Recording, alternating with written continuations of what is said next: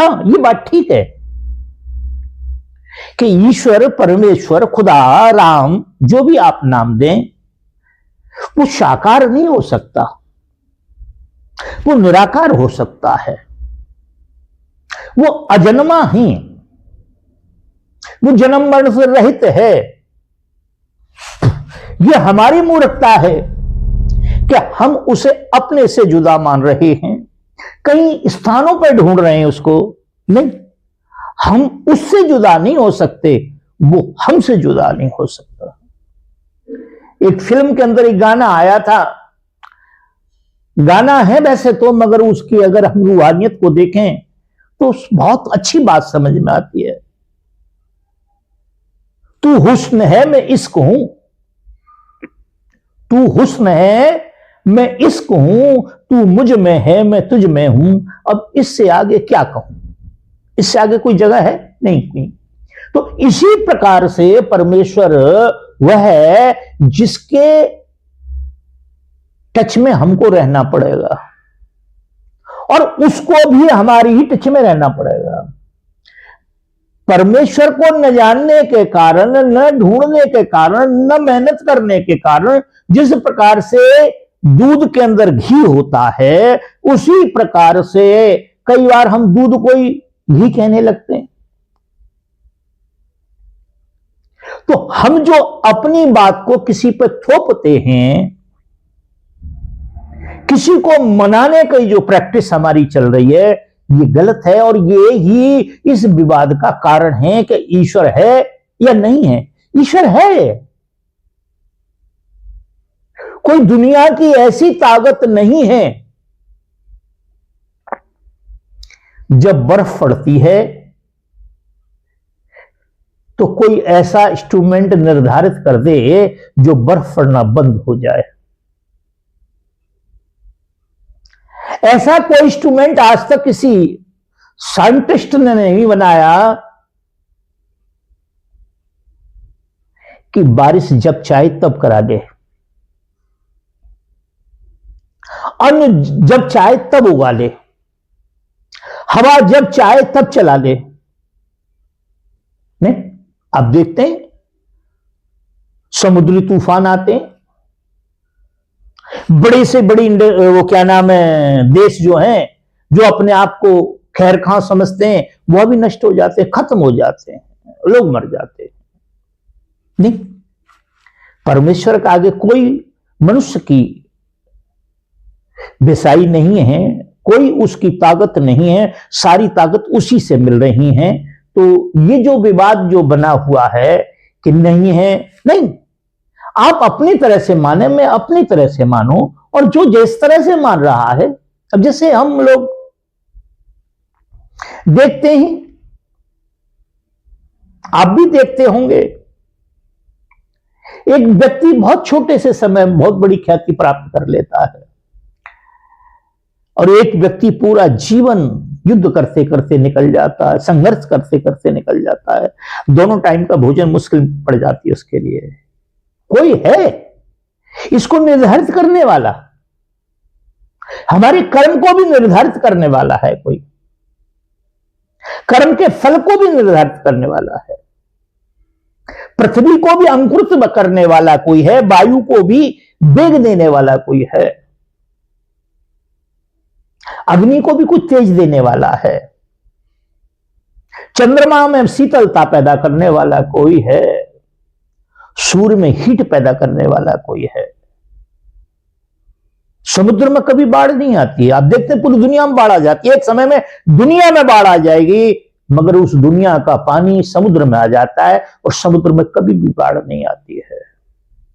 इन सबको संयमित रखना, इनको अपने अपने समय पे अपने अपने काम को करना, कोई किसी के दूसरे कार्य में हस्तक्षेप नहीं करता है, यही ईश्वर है, यही परमेश्वर है, यही खुदा है और यही परमात्मा है। जिसे आप राम कहते हैं, कोई ओम कहता है, कोई वाहेगुरु कहता है, कोई किसी भी नाम से, नाम अनेक हो सकते हैं, उसके नाम अनेक हो सकते हैं, मगर वो एक ही है। क्या है?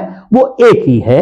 तो मेरा जो कहने का जो भाव है, आपका जो प्रश्न था कि ईश्वर है या नहीं है, ईश्वर है। आप जिस तरह से चाहें वैसे आप उसको कर लें। प्रश्न था कि ईश्वर का अस्तित्व है या नहीं, तो आपने स्पष्ट किया कि ईश्वर है और वो ही सारी सत्ता को चलाने वाला है। आपने उसके स्वरूप के बारे में भी बताया कि किस तरह से वो अगर अंधेरी रात में कोई काली चींटी है तो उसको भी वो अन्न पानी और उसकी ध्वनि को वो सुनता है। ये उसका स्वरूप स्पष्ट हो गया। और जैसे आपने कहा कि समय पे बारिश होती है, धूप निकलती है, सूर्य के तेज को वो नियंत्रित करता है, परंतु विज्ञानवादी विचारधारा के लोग कहते हैं कि ये तो प्रकृति का काम है। जी। तो क्या वो प्रकृति को भी अपने हिसाब से संतुलित करता है? नहीं, जो विज्ञानवादी हैं जी, जो विज्ञान है, मैंने ऐसा सुना है, देखो मैं इतना पढ़ा लिखा तो नहीं हूं, मगर मैंने ऐसा सुना है गुरुओं के माध्यम से कि जो विज्ञान है जी, जो विज्ञान है उसको हम विवेक कहते हैं। और विशेष ज्ञान विज्ञान जी, विवेक हो गया। जी। अब मैंने जो सुना है कि जो साइंटिस्ट हैं जी।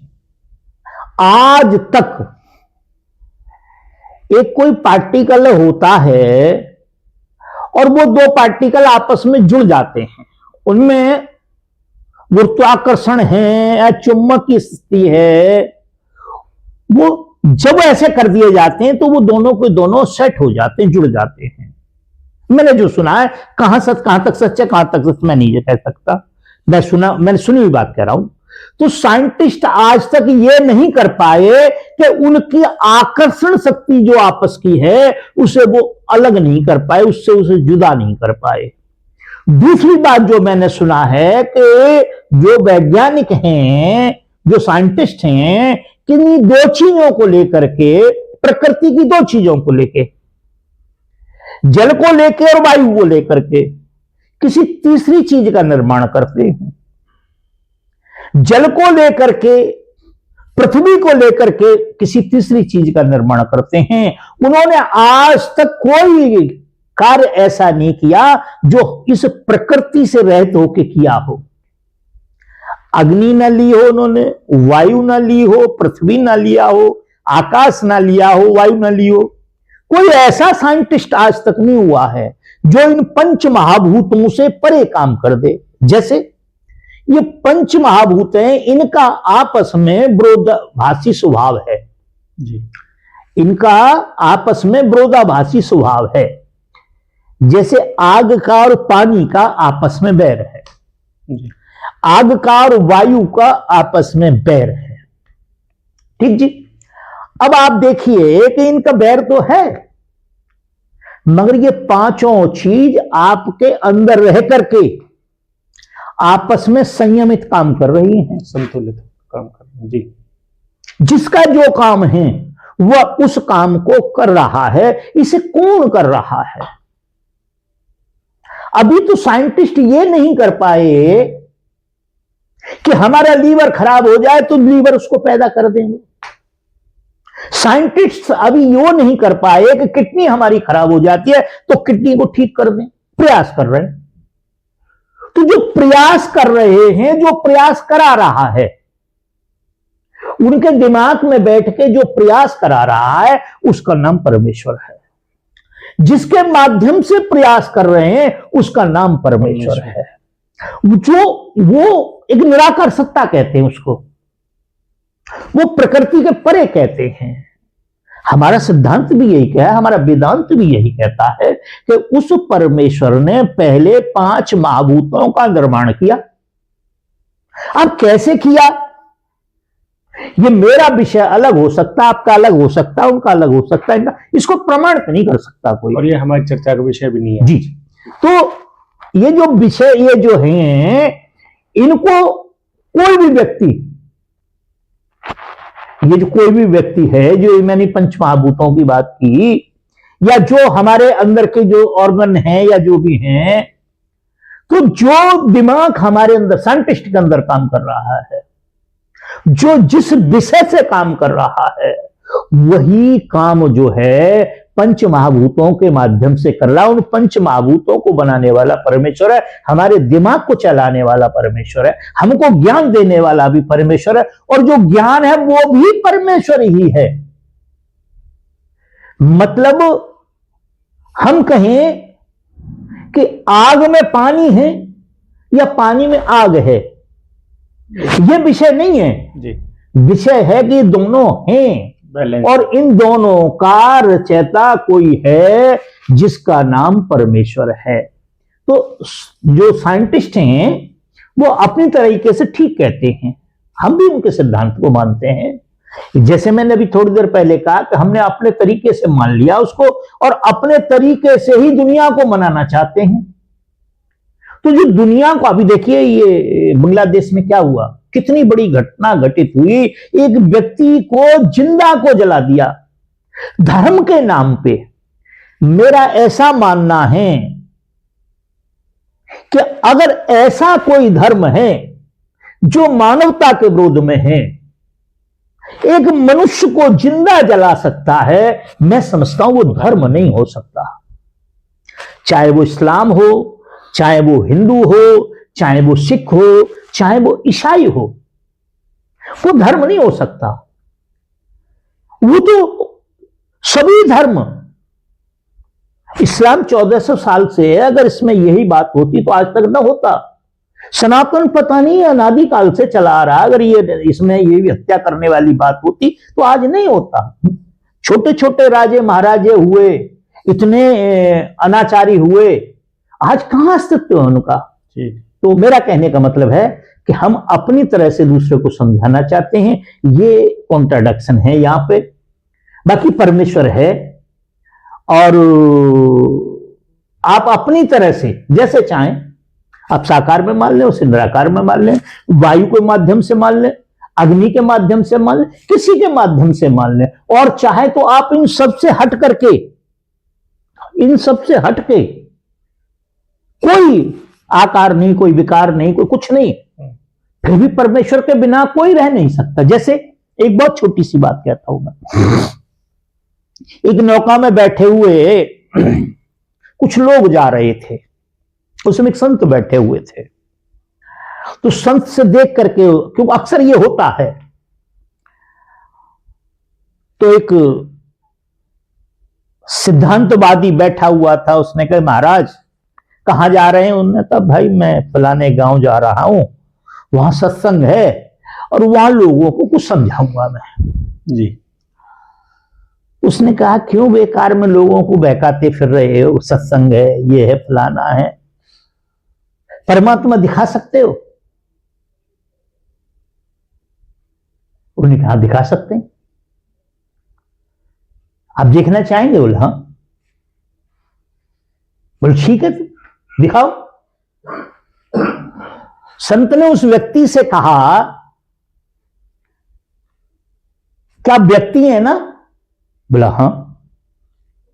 बोले आपके अंदर मन है ना? बोले है। बोले आप मुझे दिखा सकते हैं उसे? बोले नहीं। बोले है ना?